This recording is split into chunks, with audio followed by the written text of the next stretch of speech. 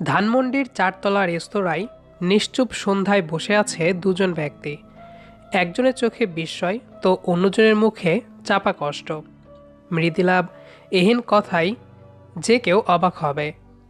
যে মানুষটাকে এত ভালোবাসে তাকেই ডিভোর্স দিতে চাচ্ছে। আমি ইরফানকে ডিভোর্স দিতে চাই। বিস্ময় নিয়ে পিয়াস প্রশ্ন করল, তুমি সত্যি ইভানকে ডিভোর্স দিবে? ইভানের জন্য আমি সব করতে পারি। ডিভোর্স দিলে ইভান শান্তি পাবে। মৃদুলার এহেন প্রকাশিত কথায় পিয়াস স্তম্ভিত হয়ে বলল, পাগল হয়েছো তুমি? ডিভোর্স দিলে কিসের শান্তি এখানে? মৃদুলা চোখ নিচু করে হাসার চেষ্টা করে বলল, সায়দা নাইম নামের মেয়েটা ফিরে এসেছে, এটা নিশ্চয়ই আপনি জানেন। সায়দা নাইম নামটা শুনেই পিয়াস হতভম্ব হয়ে গেল। মৃদুলা কিভাবে জানলো সে কথা? পিয়াসের মুখভঙ্গি নিশ্চিত করে দিল সেও জানে কথাটা। বেশ বিস্ময় নিয়ে বলল, কিন্তু তার সাথে ইভানকে ছেড়ে দেওয়ার কি সম্পর্ক? পিয়াসের কথায় মৃদুলার গাল বেয়ে এক ফোঁটা পানি গড়িয়ে পড়ল।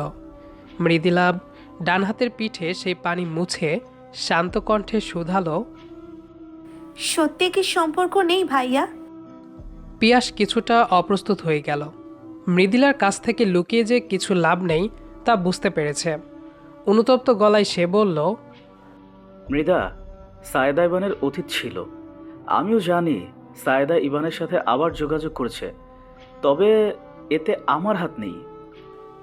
মৃদুলা ছোট করে শ্বাস নিয়ে বলল, সায়দাকে ইভান এখনো ভালোবাসে।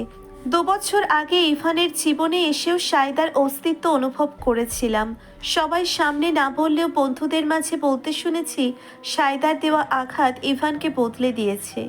আমি ইভানকে ভালোবেসে অনেক চেষ্টার পর সংসার করার মতো ভাগ্য পেয়েছি। আমিও এতদিন জানতাম ইভান আমার, শুধুই আমার। গত 1 মাস ধরে বুঝলাম ইভান সায়দাকে এখনো চায়। পিয়াস স্পষ্ট মৃদুলার চোখে মুখে ভেঙে চুরমার হয়ে যাওয়ার আভাস দেখছে। কোথাও যেন পিয়াসের বড্ড মায়া হচ্ছে মৃদুলার জন্য। পিয়াস দ্বিধান্বিত হয়ে মৃদুলার মাথায় আলতো হাত রেখে শান্ত গলায় বলল, তুমি যে ইভানকে এত ভালোবাসো তা আর কেউ না বুঝলেও আমি বুঝতে পারছি। ইভানের শান্তির জন্য ছেড়ে দিতে চাইছো সবকিছু। আমি সত্যি ডিভোর্স দিচ্ছি ইভানকে। আপনি শুধু একটু পেপার রেডি করে দিন। মানুষের মনের শান্তি আসল, বাইরের শান্তি না। মৃদুলা আর বসল না। রেস্তোরাঁ থেকে বেরিয়ে গেল সে। পিয়াস স্থির চোখে সেদিকে তাকিয়ে রইল। মৃদুলা চোখের আড়াল হতেই দীর্ঘ শ্বাস ফেলে বলল, তুমি যদি আমার হতে, কেউ পায় আর কেউ পেয়েও ধরে রাখতে পারে না। ঘড়িতে রাত 8টা ছুঁই ছুঁই। দুহাত ভর্তি শপিং ব্যাগ নিয়ে বাসায় প্রবেশ করল মৃদুলা। ড্রয়িং রুমে গাল ফুলিয়ে বসে আছে ইভান। মৃদুলাকে দেখা মাত্রই অন্যদিক ফিরিয়ে নিল মুখ। মৃদুলা ইভানের সামনে এসে মৃদু হেসে আদুরে গলায় বলল, কি ব্যাপার স্যার, গাল ফুলিয়ে টমেটো হলেন কেন? কোথায় ছিলে তুমি? সেই বিকেল থেকে নিরুদ্দেশ। স্যারের জন্য শপিং করতে গেছিলাম। স্যার ঘুমিয়েছিল, তাই আর ডেকে তুলিনি। স্যার যদি এখনো গাল ফুলিয়ে রাখে আমি কিন্তু টমেটো ভেবে খেয়ে ফেলবো। আর খেয়ে ফেললে তাহলে স্যারের জন্য আনা খিচুড়ি খেয়ে খাবে। ইভান উচ্ছ্বাসিত চোখে মৃদুলার দিকে চাইল। সচ্ছল হাসি দিয়ে উঠে দাঁড়ায়।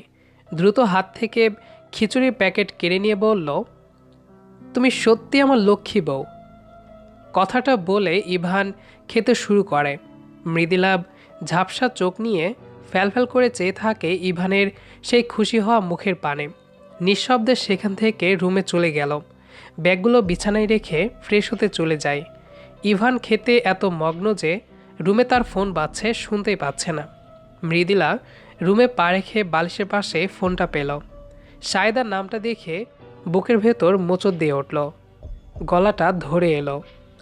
ইভানের ধরার কোনো উদ্বেগ না দেখে কাঁপা কাঁপা হাতে ফোনটা রিসিভ করলো। ওপাশ থেকে ব্যস্ত গলায় বলল, কেমন আছো? জানো, আজ খুব মিস করছি তোমায়। তুমি না বলেছ আজ দেখা করতে আসবে? আচ্ছা, বলো তো কী রঙের শাড়ি পরবো? তোমার প্রিয় কালো রঙের পরবো? আচ্ছা, আজ কি রান্না করব তোমার জন্য? সায়দা বলেই যাচ্ছে তার কথা। মৃদুলা থম মেরে দাঁড়িয়ে আছে। চোখ থেকে কয়েক ফোঁটা পানি গড়িয়ে পড়ে। ড্রয়িং রুম থেকে ইভানকে আসতে দেখে ফোনটা কেটে দিল। দ্রুত চোখ মুছে স্বাভাবিক হলো। বাচ্চাদের মতো প্রতিটা শপিং ব্যাগ খুলে দেখছে সে। হঠাৎ একটা শাড়ি দেখে ইভানের কপালে ভাঁজ পড়ে গেল। নীল রঙের কাজহীন শাড়ি। মৃদুলা পাশেই বসে ইভানের বাচ্চামো দেখছে। ইভান বেশ অবাক গলায় বলল, এই শাড়ি কেন? আগেও তো পরেছি নীল শাড়ি। কিন্তু এমন শাড়ি পরোনি। তুমি বলেছিলে যদি আমার থেকে দূরে যেতে হয় তবেই এমন এক রঙের নীল শাড়ি পরবে। নীল বেদনার চিহ্ন। বেদনা ছাড়া পরা যায়, তোমাকে ছাড়া সাহস বা শক্তি কোনোটাই নেই। ইভান স্থির চোখে চেয়ে আছে। মৃদুলা প্রসঙ্গ পাল্টে বলল, কোথাও যাওয়ার কথা আছে তোমার? হ্যাঁ ছিল, তবে এখন নেই। কেন? মাথা ধরেছে, একটু টিপে দাও। মৃদুলা পাল্টা প্রশ্ন করল না। রাতে ড্রয়িং রুমে যেতেই চোখে পড়ল ইভানের খিচুড়ি খাওয়া প্যাকেট। এখনও অর্ধেকটা আছে। মৃদুলা অশ্রু ভেজা চোখে হেসে সেটা খেল। প্রায় ইভান এমনটাই করে। ইভানকে দেখে মনে হয়নি সে সায়দাকে এখনও চায়। তুমি কল দিয়েছিলে সায়দা? সায়দা বেশ চমকে বলল, হ্যাঁ, তুমি ধরনি? আমি ধরলে কি প্রশ্ন করতাম? যদি মৃদুলা ধরে তাহলে? একদিন তো জানবে নাকি? দেখো, এখন কথা বলতে ইচ্ছে করছে না, রাখছি আমি। ইভান ফোনটা রেখে দীর্ঘ শ্বাস ফেলল। দ্বিধান্বিত কণ্ঠে বিড়বিড় করে বলল, মৃদুলা ধরলে অবশ্যই আমাকে কিছু বলতো। মৃদুলা জীবনেও আমাকে অন্যের হতে দেখতে পারবে না। উফ, কি করে সামলাবো দুজনকে? কি হয়েছে? মৃদুলার কণ্ঠে পিছনে ফিরে তাকালো ইভান। অপ্রস্তুত হেসে বলল, তুমি এখানে? তোমাকে রুমে না পেয়ে বারান্দায় এলাম, কিন্তু তুমি কি করছো? ইভান স্বাভাবিক হওয়ার চেষ্টা করে বলল, ঘুমটা ছুটে গেছিল তাই এলাম। মৃদুলা জানে ইভান কি করছিল, তবুও হেসে বিষয়টা উড়িয়ে দিল। সেদিনের মতো সব ঠিক হলো। মাঝে কেটে যায় এক সপ্তাহ। মৃদুলা জানে 1 সপ্তাহ পরেই ডিভোর্স পেপার আসবে। এই কয়টা দিন ইভানকে নিজ হাতে খাইয়ে দিয়েছে। প্রতিটা রাতে ইভানকে নিজের রুমে রেখেছে। ছোট থেকে ছোট বিষয়গুলো যত্ন করেছে।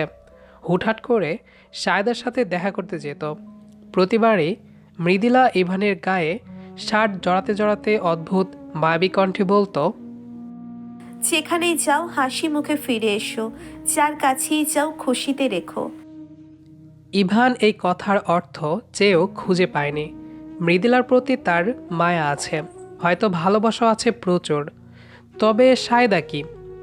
বিকেলে সায়দার কল পেয়েই ইভান রেডি হয় যাওয়ার জন্য। মৃদুলা শার্টের বোতামে হাত বুলিয়ে শক্ত করে জড়িয়ে ধরে বলল, আজ একটু জলদি এসো, সারপ্রাইজ আছে স্যার। ইভান মৃদুলার কপালে চুমু দিয়ে বলল, আচ্ছা ম্যাডাম। ছাদে বেলুন, গোলাপের পাপড়ি দিয়ে সজ্জিত করেছে মৃদুলা। সাথে আছে একটা কেক, ইভানের সবথেকে প্রিয় চকলেট কেক। আজ মৃদুলা সেদিনের আনা নীল শাড়িটা পরেছে, সেজেছে নিজের মতো করে। রাতের প্রহর 12টা। দরজায় বেল বাজতেই দ্রুত ছুটে গেল সে। অন্ধকার বাসায় দু চোখে হাত রেখে ছাদে আনলো ইভানকে।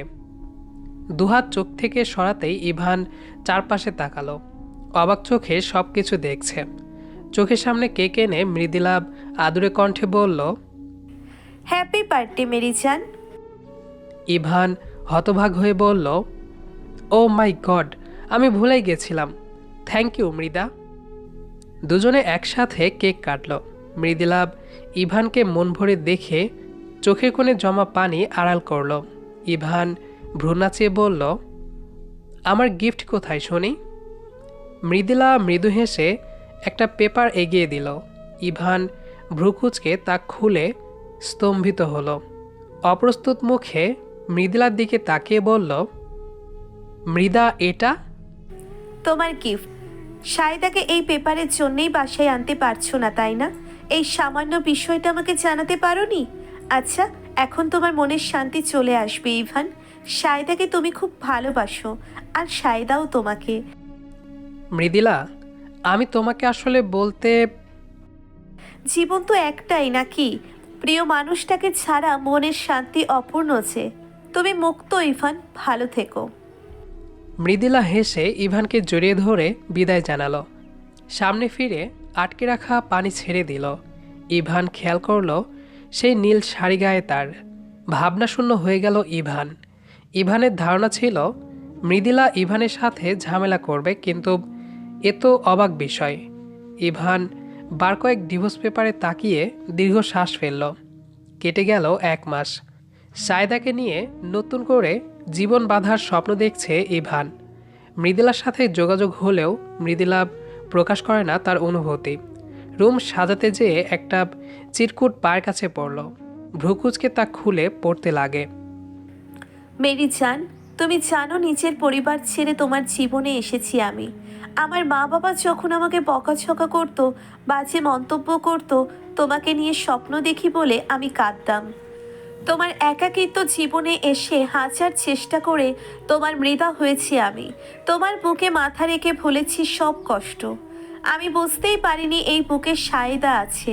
যখন বুঝতে পারি তুমি বাইরের দিক থেকে শান্তিতে আছো, কিন্তু মনের শান্তি নেই, তোমার শান্তির জন্য সব করতে পারে মৃদিলা আহমেদ। আমি বাড়ি ফিরতে পারবো না, তবে মরেও যাব না। তোমার শান্তি যতবার দেখবো আমি শান্তি পাবো। বড্ড ভালোবাসি তোমায়। সারাটা দিন ইভানের ফোন বন্ধ। সায়দা বহুবার ফোন করেও পায়নি। পাবে কিভাবে? ইভান তো এখন সম্ভিত। সন্ধ্যার প্রহরে বসে আছে একটি বাসার ছাদে। ছাদের সিঁড়ি বেয়ে পিয়াস দ্রুত উপরে এলো। ইভানের মুখোমুখি বসে বেশ অস্থির হয়ে প্রশ্ন করল, কি ব্যাপার? তুই ফোন বন্ধ করে রেখেছিস কেন? আমাকেই বা এত জরুরি তলব দিয়ে আসলি কেন?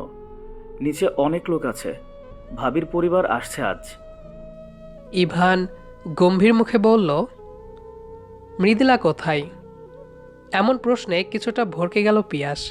ইতস্তত করে বলল, সেটা আমি জানবো কিভাবে? আমি রনিকে জিজ্ঞেস করেছি। রনি বলেছে তুই জানিস মৃদা কোথায়। সায়দাকে রেখে মৃদাকে খুঁজছিস কেন? মৃদা নিজে তোর শান্তির জন্য চলে গেছে, এখন সমস্যা কি?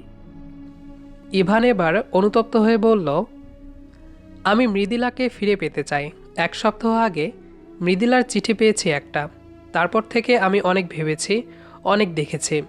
মৃদিলার যত্ন, ভালোবাসা, খেয়াল রাখা সায়দা পারবে না। সায়দা একবার ছেড়ে গেছে, আবারও যেতে পারে। আসলে আমি সায়দাকে দেখে দ্বিধান্বিত হয়ে গেছি। সায়দার ক্ষমা চাওয়া আমাকে ঝামেলায় ফেলে দিয়েছিল। পিয়াস ছোট্ট নিঃশ্বাস ফেলে বলল, মৃদিলা আমাকে চাইলে আমি সব কিছু ছেড়ে ওর হয়ে যেতাম। আমিও না মৃদিলাকে চাই, তবে খারাপ নজরে না। আমার পুরনো বাগান বাড়িতে আছে মৃদিলা। ইভান কয়েক মিনিট স্তব্ধ হয়ে পিয়াসের দিকে চেয়ে রইল। পরক্ষণে দ্রুত বেরিয়ে গেল। বারান্দায় বসে দুলছে মৃদিলা। চোখমুখ কেমন থমথমে হয়ে গেছে। আজ ইভানের ফোন বন্ধ। 3য় বিবাহবার্ষিকী আজ। গত বছর ইভান কোলে বসিয়ে পুরো রাত গান শুনিয়েছে, অথচ আর সব ফাঁকা ফাঁকা লাগছে। ভাবতেই 2 ফোঁটা পানি গড়িয়ে পড়ল চোখ থেকে। ড্রয়িং রুম থেকে মৃদু শব্দ আসছে। হঠাৎ অজানা ভয়ে বুক কেঁপে ওঠে মৃদিলার। ভীতু বুক নিয়ে ধীর পায়ে ড্রয়িং রুমে গেল মৃদিলা। সব অন্ধকার চারপাশে। কপালে ঘাম জমে গেছে তার। মেন গেটের কাছাকাছি এসে ভীতু কণ্ঠে শুধালো, কেউ আছে? কিন্তু উত্তর পেল না মৃদিলা। ভয়ে গলা শুকিয়ে যাচ্ছে, হাত পা ঠান্ডা হয়ে আসছে, মাথাটা ঝিমঝিম করছে। পিছন থেকে কেউ হঠাৎ জড়িয়ে ধরে বলল, হ্যাপি অ্যানিভার্সারি। প্রথমে ভয় পেলেও স্পর্শ যে ইভানের বুঝতে সময় লাগেনি। রুমের লাইট জ্বালিয়ে মৃদিলার এমন ভীতু অবস্থা দেখে ইভান হেসে বলল, মৃদা ম্যাডাম ভয় পাই? মৃদিলা ভাবনাশূন্য হয়ে দাঁড়িয়ে আছে। কয়েক সেকেন্ড সময় নিয়ে বলল, তুমি এখানে? ইভান মৃদুলার গাল ছুঁয়ে ব্যাকুল কণ্ঠে বলল, হ্যাঁ আমি সত্যি বুঝতে পারিনি তোমাকে ছাড়া বাঁচা এত কষ্টের। সায়দা চলে যাওয়াতে যত কষ্ট পেয়েছি তার থেকেও বেশি এই 7 দিন পেয়েছি। আমার দম বন্ধ হয়ে যাচ্ছে মৃদা, আমাকে ফিরিয়ে দিও না। আমি কথা দিচ্ছি জীবনেও ছেড়ে যাওয়ার কথা মাথায় আনবো না। আর সায়দা? আগে যেমন আমাকে ছাড়া ছিল এখনও থাকবে, ওর কথা ভাবার দরকার নেই। আমি নাম্বার ভেঙে ফেলেছি। মেয়েটা এত কল দিচ্ছিল যে বিরক্ত হয়ে গেছি। মৃদুলা ফ্যালফ্যাল চোখে তাকিয়ে শক্ত করে জড়িয়ে ধরল। ধরা কণ্ঠে বলল, তোমার শান্তি আমার শান্তি। আমি মানিয়ে নিয়েছিলাম তোমার ভালো থাকা ভেবে। জানো, ভালোবাসার মানুষটা ভালো থাকলে মনের যে শান্তি পাওয়া যায় তা একসাথে থেকেও আসে না। ইভান মৃদুলার কপালে চুমু খেয়ে বলল, আমি বাইরের সুখ আর মনের সুখ বুঝতেই পারিনি। এখন জানি তুমি আমার মনের শান্তি, তুমি আমার সব। মৃদুলা আজ ইভানকে একদম নিজের করে অনুভব করতে পারছে।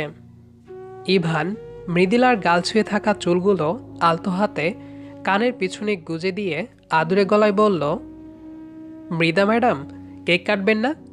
আজ আমাদের মধুর একটা দিন। এই দিনে আমি তোমাকে পেয়েছি মৃদা। সেদিন যেভাবেই বিয়ে হোক না কেন, আজ আমাদের জীবনের শান্তি নতুন করে শুরু হবে।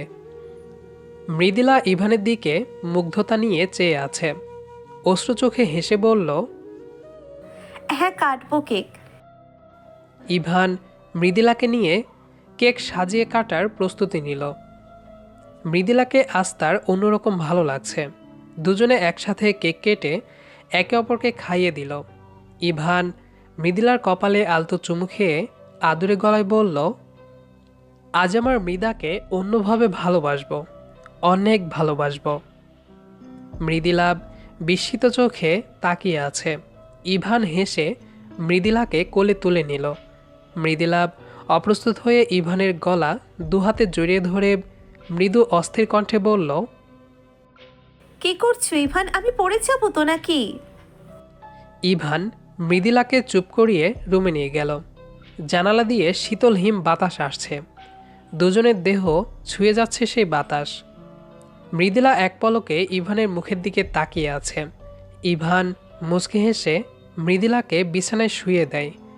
মৃদুলার বুক খুব কাঁপছে। ইভান মৃদু হেসে শার্টের বোতাম খুলতে থাকে। মৃদুলা বুঝতে পারে ইভান কি করবে এখন তার সাথে। তবুও আজ কেমন সব নতুন লাগছে। ইভান মৃদুলার বুকে মাথা রেখে নরম গলায় বলল, তোমার মতো আমাকে আর কেউ আগলে রাখতে পারবে না মৃদা। তোমাকে ছাড়া আমার খুব কষ্ট হয়। মৃদুলা ইভানের মাথায় হাত বুলিয়ে দিল। ইভান মাথা তুলে ধীরে ধীরে মৃদুলার মুখের কাছে মুখ নিয়ে আসে। মৃদুলা ধীরে ধীরে চোখ বন্ধ করে নিল। ইভান মৃদুলার ঠোঁটে চুমু খেল। ধীরে ধীরে ইভান মৃদুলাকে নিজের মাঝে জড়িয়ে নিল। গল্পটি কেমন লেগেছে সেটি অবশ্যই কমেন্ট করে জানাবেন। দেখা হবে আবারও নতুন কোনো গল্প নিয়ে। সে পর্যন্ত আমাদের সাথেই থাকবেন। ধন্যবাদ সবাইকে।